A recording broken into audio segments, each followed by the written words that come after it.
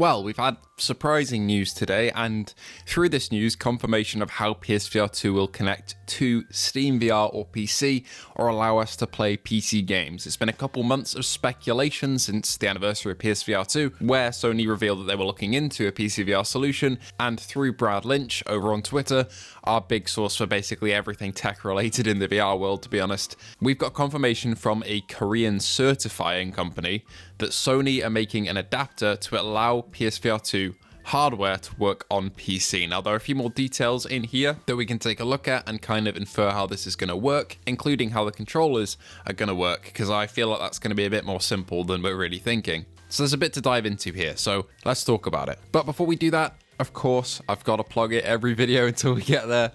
Only 20% of you are subscribed, so if you do feel like subscribing, enjoy PSVR2 and VR in general, that's what this channel is all about, and I try my best to always be on it when things are announced to get that over to you guys and also inform you on games that you might not know about. So if you enjoy that, feel free to sub. Anyway, let's get on with this exciting development concerning PCVR for PSVR2.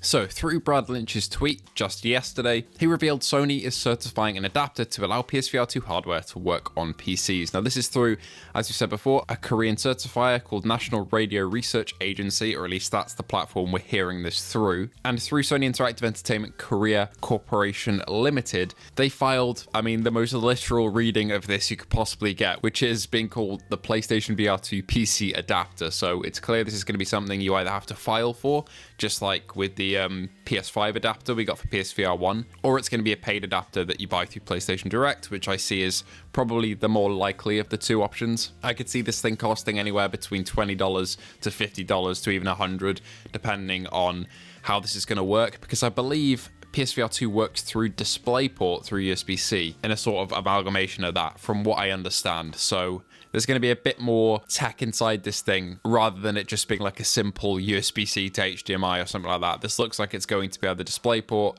or going to have to figure out some sort of workaround. But I'm excited to see how they actually make this PCVR adapter and what the insides of it actually are, what makes it up. So bit of exciting speculation on the tech side of things. And we get some more details about it being manufactured in China, as you'd expect, and the certification date being the 27th of March. So it seems like this was certified about a month after the announcement for PCVR was kind of put out there to the world, saying that Sony were looking into it. So they seem to be on it pretty quickly, and to be honest, I think there are two options. Well, three options, but two exciting options and one boring one. The first option is that we actually see this kind of being not announced, but shown off a little bit at a state of play. For example, the state of play later today would be a perfect opportunity, I think, to kind of show off this, get it introduced to the general public, but they have just said they're showing off PSVR2 games and not hardware, so maybe the chance of that is quite low. Or we could see it announced at a bigger showcase where PS5 Pro and the lineup for next year's games will probably get revealed. Or of course there could be the boring option of we just get a blog post saying this is the product, this is when it's coming, buy it if you want, that sort of thing. However, now that we know that it's going to be a straight to PC adapter, and assuming this is just going to work straight with Steam VR, it opens up the possibility of this being, probably the cheapest OLED headset and one of the best you can get on PC. As I've said in previous PCVR and PSVR2 videos, if they can get eye tracking working on certain games, that's going to really boost up some lower down rigs. Say if you got a medium rig and you want to play Half-Life Alyx at higher fidelity, eye tracking could really boost your performance there and get you playing at higher resolution than you ever could before. It would really be great to get this PCVR adapter support confirmed over the next couple days, because it is the days of play sale, and imagine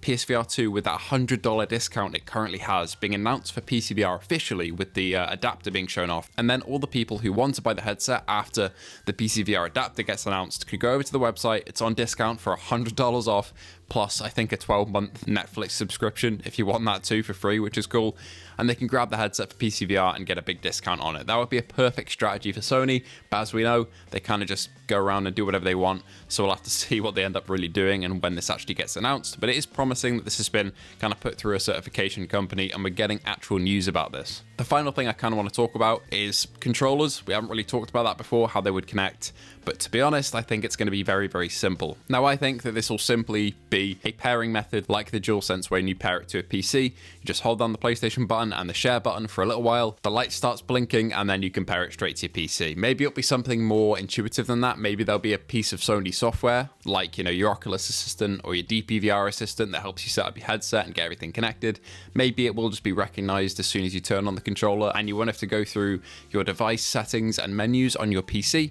I'm not sure, but to be honest, I think that's probably the least of the hurdles we're going to run into in terms of getting this thing up and running on PCVR. But it is really exciting seeing steps being taken towards the goal of PCVR and PSVR2, because it is a capable headset. And I just posted on one of the Reddit threads saying how I'm really excited to test it out on Half-Life Alyx, on Blade and Sorcery, on F1 VR, and the dream in my head would be that a lot of developers would adopt eye tracking and kind of get that working. But again, it's a support thing and maybe it won't happen, but it will be awesome to see OLED being used on PCVR, because that's really a niche thing, to be honest. In terms of getting an OLED headset, you've got to spend a lot more money than a PSVR2 is worth, usually, to get it on PCVR. So as soon as this adapter is ready, that's a whole new market opened up. But yeah, I'm very excited.